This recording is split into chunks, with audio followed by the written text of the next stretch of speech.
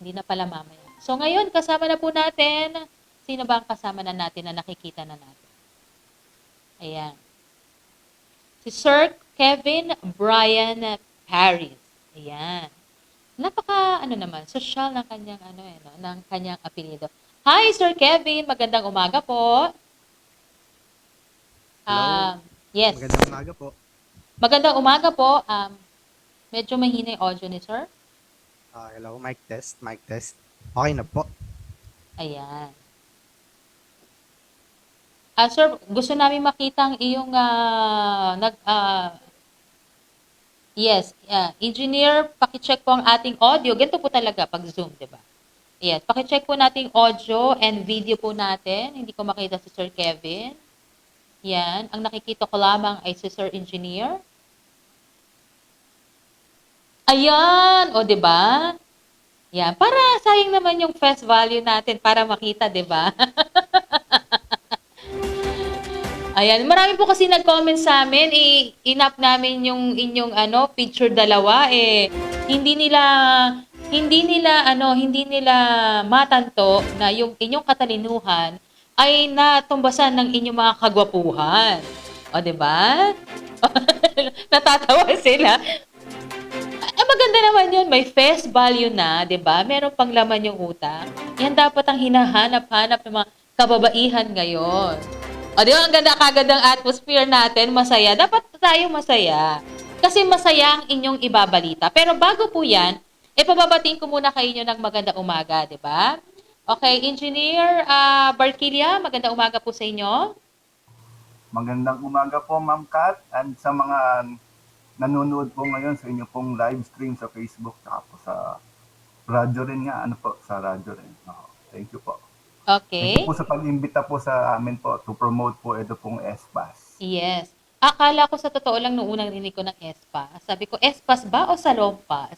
Sabi ko gano'n. Sabi ko, it's Espas. Okay? Ito naman si Sir Kevin Paris. Magandang umaga po sa inyo.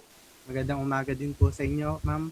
Magandang umaga din po sa ating mga nakikinig at nanonood po sa Facebook Live. Sana po ay masagot po namin lahat ng inyong concerns regarding po dito sa ESPAS. Akala ko naman, sana po ay masagot ko ang mga katanungan. Para ako atang hindi makakasagot sa inyong mga ibibigay ngayon. Pero pinapagaan po muna natin ngayon yung umaga, no? Kaya ang kanila, tayo po ay masaya nating silang binati ang bungad natin sa kanila. Pero, di ba, ang tanong natin kagad, syempre, ano pa itong SPAS? It's like para bang yung una, di ba, meron sa yung pagkapapasok ka ng mga ng toll gate, may e-pass. Is it the same as e-pass? Yun yung unang tanong mo di ba?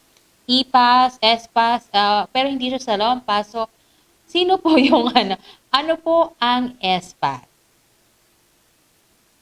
Sige, ma'am, ako na po sasagot. Ano po? So Mhm. yung pong SPAS Mhm. is an acronym which stands for Safe, Swift, and Smart Passage. Ito Mhm. po ay isang application platform, no? Web-based po ito na access via sa web browser po natin. Ang Mhm. nag-develop po nito ay DOST Region 6 which was implemented last year po nung kasagsagan ng COVID pandemic, ano po. Mhm.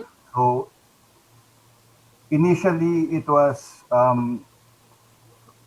implemented sa Region 6 through the IATF, through the regional task force po nila, through the coordination po ng regional task force.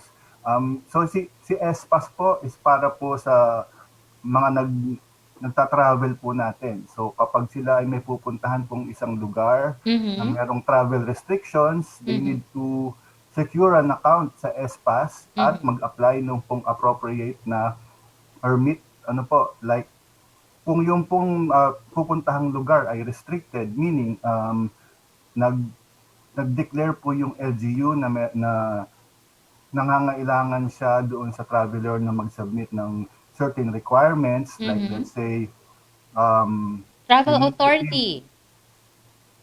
RT-PCR test, Mhm. pwede pong yung pong accommodation doon sa pupuntahan, ano Mhm. po, o yung pong ID, o kung ano pa man po yung pong requirements ng LGU, kasi it varies depende po sa LGU, doon sa protocols nila. So, Mhm. need ni traveler mag-upload noong mga necessary documents na yon. And Okay. then si LGU, kanyang a-approvean yon. So bago siya magpunta doon sa lugar na pupuntahan niya, yung pong date, dapat approve na po yung pong travel coordination permit or yung pong TCP na sinasabi. Ano po? TCP. So ngayon naman, kung saan naman ay pupunta sa isang unrestricted na lugar, Mhm. ano po, but meron siyang madadaanan na restricted na lugar. Now, of course, may mga checkpoint po siguro doon. Ano po, kailangan niya ng travel pass-through permit, which is yung TPP naman po ang tawag. Yun naman po TPP, wala naman po siyang approval. Mhm. Yun po, ipiprint lamang. Yun po, pwede pong i-print, pwede ring i-save sa cellphone para pagdating niya dun sa isang scan point o dun sa checkpoint, papakita lang niya yan. Ano po?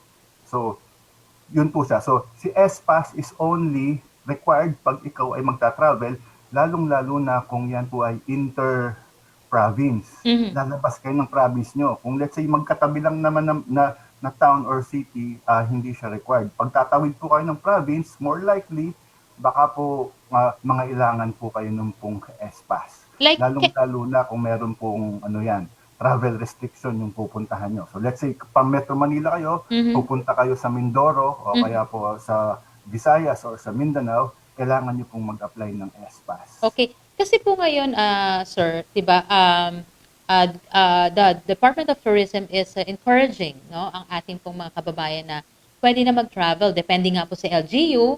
How does this help with the convenience of traveling na makapunta ka kasi 'di ba tayo dito sa may is tinatawag pa tayo nasa NCR bubble. So let's say sabi niyo sinimula ito sa Region 6. Anong lugar sa Region 6 na pwede nating puntahan? Yung convenience na para hindi mahahassle, hindi ilang days tatagal, hindi ka mauubos yung oras mo sa pag-aasikaso. How convenient it is that you have this S-Pass when you have to travel and when you want to enjoy, no? The tourism sites meron po dito sa ating bansa. Ma'am, yung pong ruling natin dyan, depende po sa pinaiiral na yung doon sa IATF resolution, yung sa mga leisure na travels. Okay.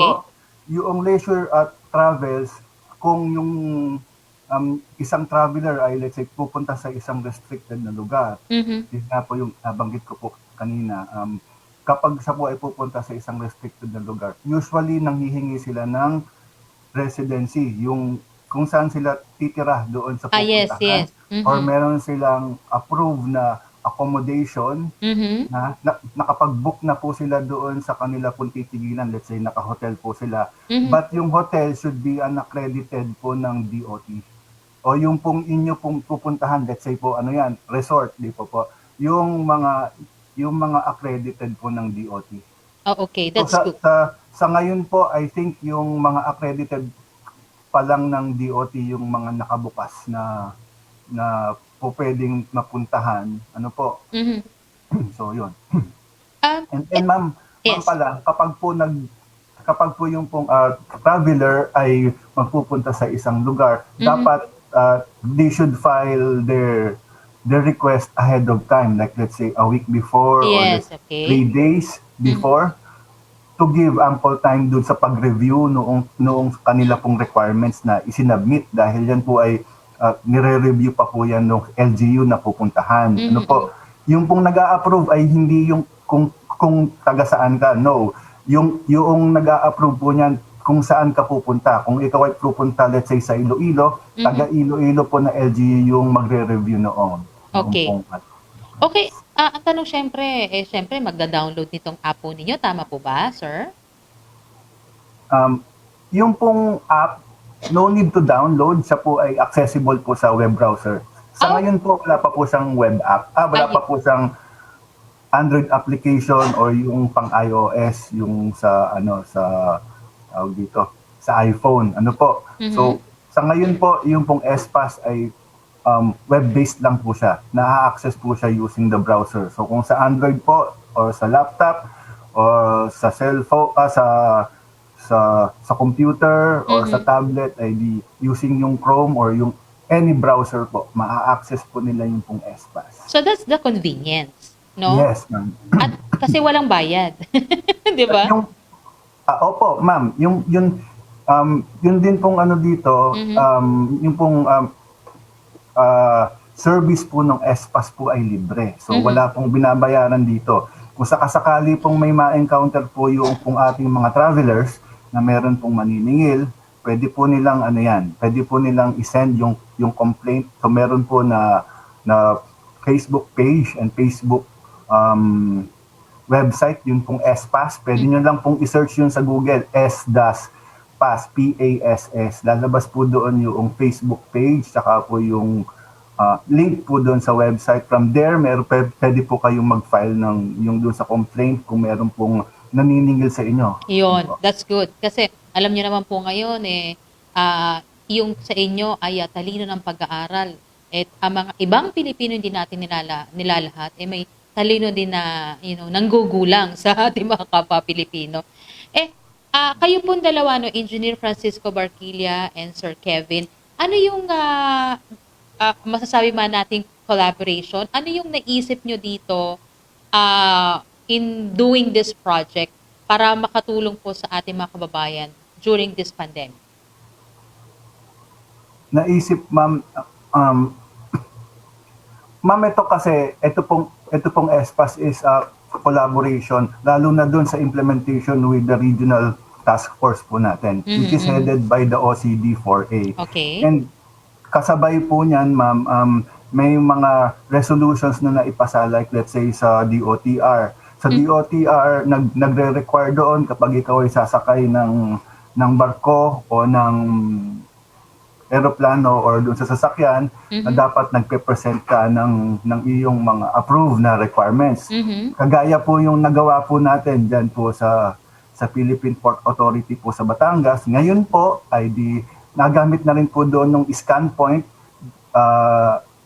Ibig sabihin, kapag po meron na pong approved na TCP, yun pong atin pong traveler, na-authenticate po siya doon po sa pier, no po, para lang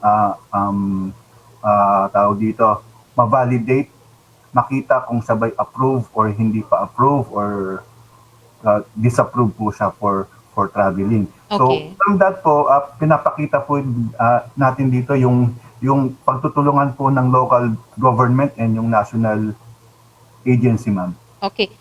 Si Sir Kevin as a science research specialist, ano yung naging sabihin natin, ano yung mga points dito na tinignan mo para ang lumabas yung convenience, no? Na pinagtibay po ninyo using this SPA. Ma'am, para ano po yan, mapadali natin yung coordination nung pagta-travel ng ating mga kababayan. Kasi ngayon, ang hirap mag-travel, lalo na pag may mga checkpoints, tas ang daming hinihingi. Yun, ma'am, para mapadali po natin yon at ma-ease yung traffic dun sa mga checkpoints. Kasi lalo na katulad po dati nung wala pang ganito dun sa mga checkpoints na let's say may hinihinging travel authority, yung iba ay wala pong ganon. Ngayon, pwede na mag-file online. Mabilis na po siya. O kasi 'di ba ang naging problema before when you want to travel, pupunta ka pa sa mga LGU to get the travel Yes po, authority. opo. Ako naranasan ko yan, na-check ko yan, no. Minsan ang daming tao, no? Yes po, So opo. parang nawawala yung iniiwasan natin na kumpulan, physical distancing.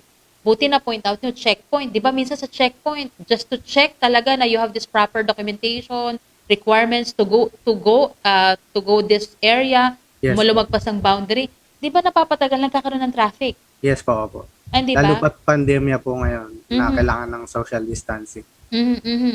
At yung iba talaga, paano naman sabi niyo, sir, di ba, para ma-ease yung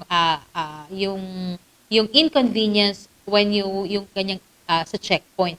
Pero sir, di ba, minsan hindi ko naman nilalahat, ito pong mga nasa checkpoint or yung LGU, are they properly informed kung how this SPAS works para po hindi na magkaroon na mismo ng parang paliwanagan minsan, di ba? Sa SPAS na they have this app, They have this ano na para requirement using this SPAS. Sa ngayon po ay sa buong Calabarzon po ay Mhm. 100% na po activated ang SPAS. Okay. So, minimake sure naman po namin ng DOST na properly informed din po ang Mhm. ating mga LGUs about the usage of this SPAS po. Mhm. Okay. Sa ngayon po sinabi nyo ang buong Calabarzon ay okay, ay kumbaga properly informed na about SPAS. How about yung mga LGU dito sa Calabarzon? Ano po na yung ating update na ito pong SPAS ay ginagamit na ng ating mga kababayan dito sa Calabarzon? How many percent po? Bali yung percentage po ng ating mga LGUs na gumagamit ay Mhm. meron pa pong 76% po na gumagamit po, no? 29 po yung hindi pa. Mhm. So, we will accommodate pa po yon sa ating mga LGUs na hindi pa po informed. Okay. Sa ngayon po, sir, sa ngayon is LGU Batangas, di ba? Ay may Yes SPAS account na. So, Batangas, kilala yan na ngayong puntahan, yan ang pinakamalapit Laguna, di ba? Batangas, kung saan mga open air yung inalaw ng ating Department of Tourism and IATF na pwedeng mag-accommodate ng ating mga kababayan. So, ano yung nakipag-ugnayan din po ba kayo dito sa mga resorts, hotels, na para yung convenience na sila din po ay gumamit ng SPAS? Yes po, bali sa Batangas City po, meron pong mga LGUs na Mhm. yung mga, usually po yung mga tourist spot na marami pong napunta para sa mga resorts. I think isa po doon ay Calatagan, I think po, no? Okay. Let me double check po yung ating list sa ating Batangas Mhm. province na mga restricted po. So, pag pumunta po kayo sa SPAS, makikita nyo po doon kung ano po yung mga LGUs na restricted. So, ibig sabihin, sila po yung mga, usually, pag ina-expect nyo pumunta po kayo doon, ay hahanapan po kayo ng travel coordination permit. Mhm. Okay. So, yun po. Sa tingin nyo ba, sir, with the unti-unting kumbaga nagiging requirement na or magiging requirement na ba ito sa near future pagka nakumpleto nyo na po ang information dissemination sa hindi lang po dito sa Calabarzon ng DOST sa buong Pilipinas? Hopefully po, ma'am, sana na ma-utilize po natin yung paggamit ng SPAS sa buong Calabarzon or sa buong Pilipinas since ito po ay nationwide. And also, it is still up pa din po sa LGU, no? Kung magre-required po sila ng mga travel documents doon sa kanilang pagpunta. Makita naman po natin yon sa SPAS na pag kinlik po natin yung kanilang LGU, makita po natin yung mga requirements. Okay. So, yun po. Okay, sa ngayon po, sir, that's why nakipag-ugnayan tayo sa inyo at ito yung pagkakataon na tumulong po ang ating palatuntunan sa inyong information dissemination. Paano at halimbawa, nanonood sa atin ngayon, no? Hindi naman lahat maibibigay natin. Halimbawa, yung step by step, no? Saan sila pwedeng magpunta na website, Facebook account, para kumbaga step by step sila kung paano po gamitin itong SPAS? Meron pong Facebook page ang ating SPAS, SPAS Facebook page. I-search nyo lang po, makikita nyo po doon. May mga infographics po doon kung paano siya gamitin, kung paano gumawa ng accounts, and kung paano po mag-file ng mga travel coordination permit. Meron din po kaming gagawing online webinar sa Friday po, no? Okay. Para po sa awareness nitong SPAS kung paano po siya gamitin, kung paano mag-file, ayun po. Okay, that's good, no? Para naman yung mga gustong gumamit itong SPAS, Yes, mag-travel kasi nakakatuwa ngayon, sabi nga nila, huling hirit sa tag-init ay humahabol pa rin, di ba? Pupunta kahit umuulan-ulan na, dahil nga po medyo nilawagan na ngayon, no, yung mga restrictions sa pagta-travel, no, to encourage din the business, no, economy ng ating mga probinsya, ng ating lugar, ay nilalawagan na. So, yung convenience po nitong SPAS, sulitin po natin, no, dahil abay ito po'y gawang Pinoy. Yun ang po ang pwede nating masabi, hindi po ba? Yes po, opo. Gawang Pinoy. Encourage po natin. Tanong ko po muna, no, mag-segue po tayo ng konti. Ito pong si Engineer Francisco Barquilla. Ano po ba ang natapos nyo talaga nung inyong college, sir? Ako po, ma'am, ay computer engineering po. Okay. And kayo po ba ay pumasok agad sa DOST? Inyong trabaho po ngayon? Ang DOST po ay second job ko po, taga-private po ako nung una. Mhm. That's, ano na po ako, nasa 24 years in service na po, ma'am. Wow, malapit ka nang silver ba pag 25? Mag-silver Yes, ma'am. anniversary dyan sa DOST. Ayan, bibigyan ka po ng isang makina ng DOST. Okay. Si Sir naman po, si Sir Kevin Brian Paris, ano po ang tinapos nyo nung inyo pong college? Ako po ay IT po. Nung IT. college. Opo, IT po. Okay. Ito po bang inyong first job sa Yes po, DOST? Okay. first job ko po. Okay, so wag na tayo magchismisan. Pero ano po yung totoo? Okay naman po sa DOST. Ganun eh. Bakit ko po kayo tinatanong? Every time na may nakakapanayan po tayo sa DOST, no? Because ngayon, very taxing, no? Pinag-uusapan na kanina sa ating mamay detalye ng balita na baka itong academic year 2021-2022, maaari nang buksan yung face-to-face class. Maraming mga hamon at hindi naman natin naranasan yun, di ba, yung online class, no? Naging convenience sa atin to research, to go mga ibang places. Ewan ko si engineer kung nakapag-library din siya noon, katulad ko, no? May library pa noon, hindi wala pa nga mga, just one click, Google, di ba? So, para makatulong, makatapos tayo. So, this is to encourage na pagka itong mga narating mga nakakausap natin, mararating po natin yan kahit anumang hirap na naranasan at adjustment na naranasan ng ating mga kababayan, mga kabataan po ngayon. Dahil alam ko kahit matatanda ngayon with a Zoom meeting, di ba po? Zoom meeting with your daily office day-to-day na ginagawa is adjustment din with this online Zoom meeting. Alam ko, Sir Kevin, yung iba namang research, minsan kailangan mo ring magpunta ng ibang lugar para lang makita talaga yung result na gusto mong makita, hindi po ba? Totoo yan, ma'am. Kasi kung sa ngayon, yung mga anak ko kasi mga naka-online class din po. Ano po, naka-online class. And then sa amin naman na po sa office, halos magkakasabay yung mga meeting. Dati-dati, one at a time yung meeting natin. No, ngayon, minsan, 2, 3, sabay-sabay na meeting. Yun po yung ano ng technology. So ngayon, we have to deal with that. No? So, yun. Okay. At kaya nga po tayo natutuwa dahil kahit with this technology, with this pandemic, itong sina Engineer Francisco at si Sir Kevin ay nakaisip ng isang convenience na dulot naman ng technology. And with that, Sir Francisco at Sir Kevin, mag-anyaya na po tayo para lalong-lalo na para po sa ating mga kababayan na to check this SPAS for their convenience in traveling and sa darating niyo pong webinar muli para po sa darating na Biyernes. Okay, so yung pong ating pong mga viewers at yung users po ng SPAS, yung mga balak pong mag-travel, amin po kayong inaanyayahan sa June 18, alas 10 ng umaga. Naka-live po ito sa Facebook page po namin. Kung gusto nyo po mismong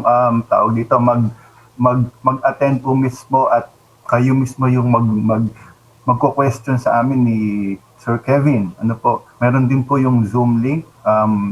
We can provide that, yung tinyurl.com/SPAS registration. So doon po kayo pupunta para makapag-register po kayo sa June 18, naka-live po yan sa amin po na Facebook page. So kung may mga katanungan po kayo, we hope to address them doon po sa atin pong orientation po sa June 18. See you po. Thank you po sa pag-invite, Ma'am Kat. Okay po. Katulad po nito, sir, may nag-comment kay Herrera Ganigo, sabi niya, Xbox? S-Bus? What are you talking about? So, uulitin po natin, ang S-Pass is Safe, Swift, and Smart Passage. So, kung hindi niyo po napakinggan yung aming pag-uusap, andyan po ang kanilang paanyaya at sasagutin po sa darating na webinar sa darating pong Biyernes. Okay, sir. Sir Kevin Brian Paris, marami po salamat. At Sir Engineer Francisco Barquilla. Baka may babatiin po kayo sa inyong mga kasama po dyan sa opisina, sir. Binabati ko po yung aking mga office mates, lalo na po doon sa aming pong OICRD, Ma'am Emmy Bagsit, for allowing us to present and promote this ESPAS. Sa developers po ng ESPAS, sa DOST Region 6, thank you po sa partnership. Tsaka po Yes. doon sa partners natin sa RTF, sa pamumuno po ni RD Tet Escolano. Thank you very much po. And of course, doon sa MIS unit, mga kasama ko po dito sa office, sa technical operations, and of course, yung family ko po, nanonood po sila ngayon. Hi po. Okay, Sir Kevin. So, thank you po sa opportunity ito na i-promote po yung ating SPAS, no? See you po sa Friday sa amin pong online webinar. Okay, may mga fans na po kayo, Sir Kevin. Meron po ditong nag-message sa amin. Are you single and ready to mingle?